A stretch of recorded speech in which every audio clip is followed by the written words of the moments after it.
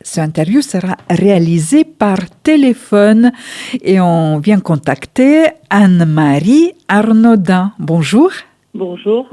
C'est vous, ou plus précisément vos enfants, qui ont contacté notre station, notre radio, en voulant témoigner sur la situation des personnes handicapées dans le département. Peut-être au début, Anne-Marie Arnaudin, vous pouvez vous présenter. Alors, moi, je suis Madame Anne-Marie Arnaudin. Je suis maman d'enfants polyhandicapés qui s'appellent Corentin et Mathéo Arnaudin.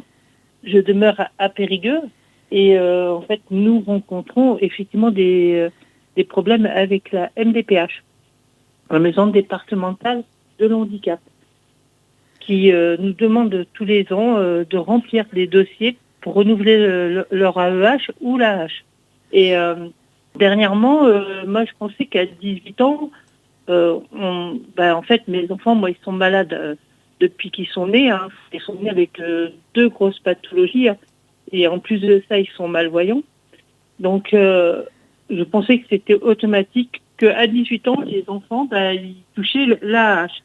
Et non, ce n'est pas automatique. Alors, 20 ans, il faut qu'on refasse un dossier MDPH, qu'on recommence le début à chaque fois. On refasse un dossier MDPH et à 20 ans, ils toucheront l'AH. Donc, et là, moi, ce qu'il a fallu que je fasse, il a fallu que je laisse tomber mes allocations familiales, que je les mette colocataires de mon logement pour qu'ils aient un droit ouvert à la AH. Excusez-moi, Anne-Marie Arnaudin, AH, c'est une allocation spécifique pour les personnes handicapées, c'est ça? Voilà, c'est une allocation adulte handicapé, la AH. Et en fait, moi, j'ai dû faire tout un tas de dossiers derrière pour que eux, ils puissent obtenir la AH. Et ça, j'ai pas trouvé ça normal parce que à 18 ans, on est majeur pour le vote, on est majeur pour beaucoup de choses, mais on n'est pas majeur à la MDPH. Ça paraît bizarre, mais bon. Donc, c'est vous-même que vous avez fait ça. Les jeunes handicapés, ils les considèrent majeurs pas avant l'âge de 20 ans. C'est à vous que s'occupez des papiers administratifs de vos 2 fils, Mathéo et Corentin. Oui, c'est moi qui dois m'en occuper. C'est moi qui fais tout puisque ils sont malvoyants. Donc, la MDPH n'envoie rien par mail ni par l'ordinateur puisqu'en fait, Mathéo et Corentin vous ont contacté par mail. Ça veut dire qu'ils utilisent très, très, très bien l'ordinateur. Ils se débrouillent très, très bien de ce côté-là. Et donc, parce que moi, je leur ai appris à se débrouiller sur l'ordinateur dès l'âge de leurs 3 ans. Donc, ils pourraient faire leur papier administratif si ce serait en ligne ou dématérialisé. Voilà, tout à fait. En fait, si la MDPH mettait un peu plus dématérialisé leurs documents, en fait, moi, mes enfants, ils pourraient gérer leurs documents administratifs. Mais la MDPH, non, eux préfèrent envoyer encore par courrier, par la poste, les dossiers à refaire. Ou alors, pour faciliter les choses, puisque moi, ils sont malades à vie, ils guériront jamais, puisqu'en fait, ce sont des maladies génétiques, donc on n'en guérit pas, malheureusement, des maladies génétiques. Donc, en fait, ce serait bien aussi qu'ils leur mettent une AH, un dossier MDPH à vie, qui n'ait pas à refaire les documents. Vous avez signalé ça aux maisons départementales de personnes handicapées et quelle réponse vous avez eue? Il va falloir continuer à faire oui, j'ai signalé ça. Et il va falloir que je continue à faire les documents. Parce que vous êtes considéré comme responsable. La réponse que j'ai eue dernièrement, c'est de les mettre sous tutelle. Tutelle, ça signifie, c'est vous qui devenez tuteur ou curateur, c'est ça? Alors, je sais pas, parce qu'en fait, là, on va passer le 28 octobre au tribunal pour justement avoir une autorisation. Enfin, moi, j'ai demandé une autorisation de signer les documents à leur place quand ils sont à l'écrit, quand on reçoit par voie postale. Et en fait, l'assistante sociale de secteur, elle a demandé une curatelle ou un tuteur. Pas une affiliation familiale, parce que il faut savoir que aussi il existe aussi les affiliations familiales, c'est-à-dire que en fait, ça nous donne tous les droits, comme s'ils étaient mineurs, nos enfants, de signer à leur place, mais eux, ça leur laisse une libre gestion aussi, quoi. En fait, parce que moi, mes enfants, je pense qu'ils sont capables de gérer leurs documents et leur compte en banque si on met tout en ligne sur un ordinateur. Vous voyez ce que je veux dire? Oui, mais c'est dans l'air de temps. Tout le monde, presque, parce que tous les papiers administratifs actuellement sont faits de façon dématérialisée. On voit plus en plus, tout est fait de cette façon-là. Oui, mais même moi, je le fais bien souvent, quand c'est possible, je le fais aussi par l'ordinateur et je leur montre. Moi, mes enfants, ils savent faire beaucoup de choses par l'ordinateur, donc je me dis, ça va servir à quoi de les mettre sous curatelle ou sous tutelle, alors que c'est même pas sûr que le juge ou le procureur décide que ça soit moi. Hein. Il peut très bien nommer une personne à l'extérieur de la famille. Hein. C'est pas nous qui décidons là. Peut-être vous avez fait déjà votre demande, que vous pouvez être pas seulement maman, mais aussi tuteur, curateur. Est-ce que c'est possible?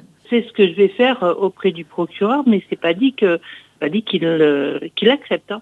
J'imagine que tout ça, vous vivez avec certains colères. Oui, me met un petit peu en colère parce que je me dis, si on nous facilitait un peu plus la chose en tant que parent d'enfants malades, ce serait mieux. Ce serait mieux et éviter aussi de passer par les tribunaux parce que déjà les tribunaux sont très engorgés par des situations bien plus graves. Donc je me dis, on engorge un peu plus le tribunal de ce genre de dossier alors que nous sommes les parents.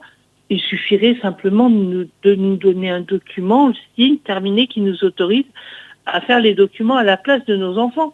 Mais bon, non, la loi n'a pas prévu ça le gouvernement n'a pas prévu ça dans la loi. Donc en fait, c'est toujours des dossiers, c'est toujours hyper long, hyper compliqué, et on doit toujours se battre. Alors quand on se bat pas contre la MDPH, on se bat contre les services sociaux. En fait, maintenant je découvre qu'à l'âge adulte, on doit se battre, c'est hyper lourd, donc voilà quoi. Mais il y a aussi autre chose aussi que je voulais dire que je comprends pas, c'est que quand nos enfants ils viennent au monde malades, il n'y a personne qui vient vers nous pour nous dire il faut faire telle et telle démarche, il faut faire ci, il faut faire ça. On est largué complètement. Du début jusqu'à la fin, on est largué. Et quand on va demander de l'aide à l'assistante sociale, on nous dit, comme moi on m'a dit dernièrement, on va les mettre sous tutelle. Mais l'assistante sociale, derrière mon dos, elle a demandé à ce que ça ne soit pas moi qui gère. Je ne sais pas pourquoi elle a dit ça, mais bon, voilà, elle l'a marqué. Et donc, moi je l'ai appris par le psychiatre qui les a vus. Et le psychiatre a été étonné de voir qu'on demandait à ce que ça ne soit pas moi qui gère et que ça soit une personne étrangère. Donc pour vous, comme maman, c'est doublement douloureux apprendre tout ça? Oui, c'est très douloureux d'apprendre tout ça. Et c'est très douloureux aussi, on se dit, mais dans quel système je vis? Parce que pendant 19 ans, c'est moi qui m'en suis occupée, j'ai toujours été présente, jamais aucune aide extérieure, même pas de l'aide humaine, rien du tout. Hein. C'est toujours été c'est moi qui suis là pour les rendez-vous, c'est moi qui suis là pour tout, quoi. Vous voyez ce que je veux dire? Oui. Et là, je me dis, du jour au lendemain, hop, on me largue comme une vieille chaussette. Je suis plus bonne à rien. Parce que vos enfants sont devenus adultes, c'est ça? Voilà, mes enfants sont devenus adultes, mais ils ont quand même encore besoin de moi. Donc je me dis... En fait, pour les services sociaux, c'est très bien. Vous avez fait le plus sale boulot. Hein. Maintenant que le plus sale boulot est passé, eux, ils récupèrent le meilleur. Mais eux, ils vont avoir tous les droits. Vous voyez ce que je veux dire? Ils vont avoir les droits. Mes enfants n'auront pas forcément plus d'aide. Hein. Ils vont avoir tout plein pouvoir sur mes enfants sans que moi, je puisse rien faire.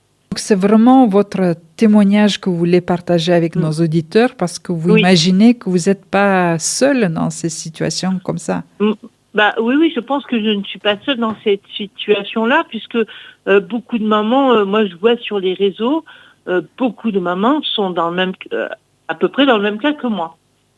Et donc, pas du tout aidées, pas du tout soutenues, aucun soutien des services sociaux, aucune aide financière.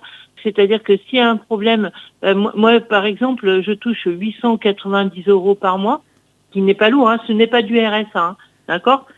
C'est un revenu fiscal, donc je touche que ça par mois et en fait je dois faire le choix entre payer le loyer, payer les factures. Vous voyez ce que je veux dire? Et la maladie est là. Et voilà, et payer les médicaments aussi, parce qu'en fait les médicaments ça a un coût, il y a environ 200 € de médicaments. Il y a aussi les lunettes pour malvoyants qu'il faut se mettre de l'argent de côté tous les mois pour être sûr de pouvoir assurer de payer les lunettes. Et là, depuis le Covid, comme tous les prix ont augmenté, vous imaginez que les lunettes, je ne peux plus les payer.